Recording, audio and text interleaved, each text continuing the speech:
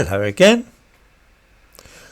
Boris Johnson is making one final attempt to salvage his reputation and secure his place in history. He really doesn't want to be remembered as the Prime Minister who wrecked the economy with the mad schemes dreamed up to combat COVID, things like furlough payments. Nor does he want his legacy to be the thousands of deaths from cancer which are now looming on the horizon, like the economic crisis largely due to the COVID restrictions which he imposed. Instead, he hopes that future historians will see him as a wartime leader, the man who stood side by side with the Ukrainians during their war with Russia. That's why he's always gadding off to Ukraine, so that he can be photographed next to Ukrainian soldiers, of course. One does not blame him for this. Such a colossally vain man needs to feel that the future will look kindly upon him, even though almost everybody in the real world of the present regards him as a dishonest scoundrel. However, his latest speech in Ukraine really does make one think that he ought to stop a little and consider matters before opening his mouth. He said in a speech in Kiev yesterday that the high gas and electricity bills which we face are a price worth paying for Ukraine's freedom. I'm forced to disagree.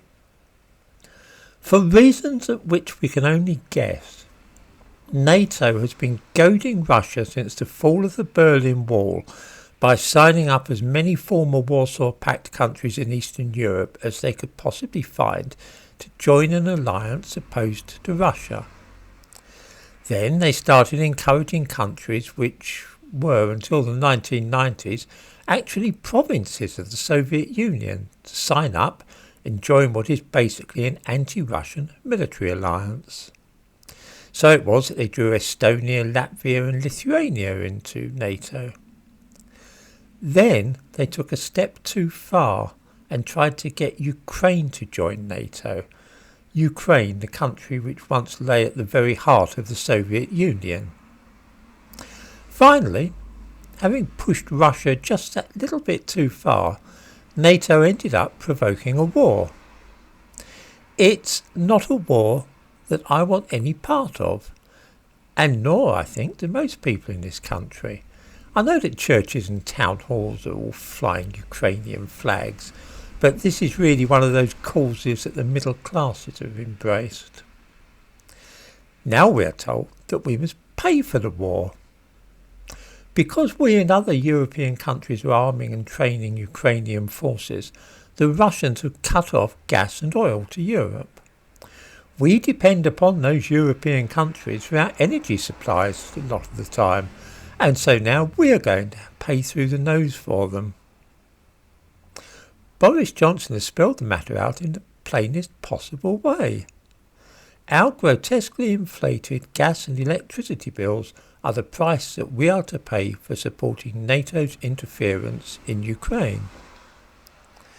At least for once, the Prime Minister is being honest about this and telling us exactly how matters stand. He has dragged us into a war with Russia, and now a lot of British people in the coming winter are going to have to choose between eating and turning on the heating for their homes. And this is only the beginning. It'll get far worse by the spring. We've been tricked into paying for a war which nobody in this country voted for or wanted. Tricked into it by a group of really cunning politicians who have for years been intent upon twisting Russia's tail until they got the reaction they wanted. Nice one, NATO. I will not speculate on the geopolitical reasons for the provocations by which the West have led us to this point, but if we're not careful, we will not only be paying for Ukraine's war financially in fuel bills which may well top £6,000 by the spring, but we will also get drawn into a military confrontation ourselves with Russia. We've already got British troops in Estonia. Hands up who wants that?